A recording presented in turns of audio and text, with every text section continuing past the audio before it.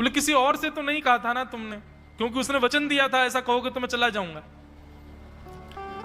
बोले हाँ, आज एक गलती हो गई, पड़ोसी के पास बैठी थी, उससे बात करते करते मेरे मुख से गलती से निकल गया कि अरे उसके लिए तो बहुत बनाना पड़ता है, 10 किलो आटा खा जाता है, इतना खाता है, तो निकल गया था।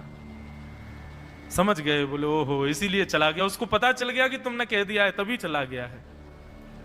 त्रिलोचन जी और उनकी पत्नी दोनों श्री पंडरीनाथ भगवान मंदिर के दहली पर जाकर के बैठ गए।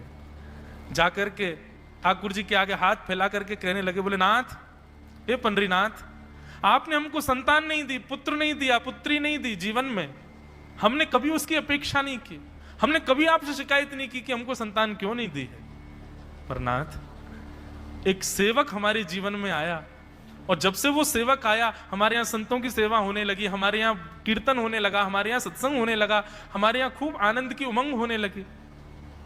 उस सेवक ने हमको आपसे और प्रेम करवा दिया। ठाकुर जी, हम आज आपसे दोनों भीख मांग रहे हैं, हमें कुछ मत दीजिए, आप भी मत मिलिए हमको इस जन्म में, लेकिन हमारे उस सेवक अंतर्यामी को हमको वापस कर दीजिए भगवान, वो जहां कहीं भी हो उसको वापस भेज दो हमारे पास। ऐसा कहकर के रुदन करने लगे, नेत्रों से आंसू गिरने लगे, चरणों में प्रणाम करके श्री पंडरीनाथ भगवान को रुदन करने लगे त्रिलोचन जी और उनकी पत्नी। इतने में ही स्वर सुनाई दिया, बाबूजी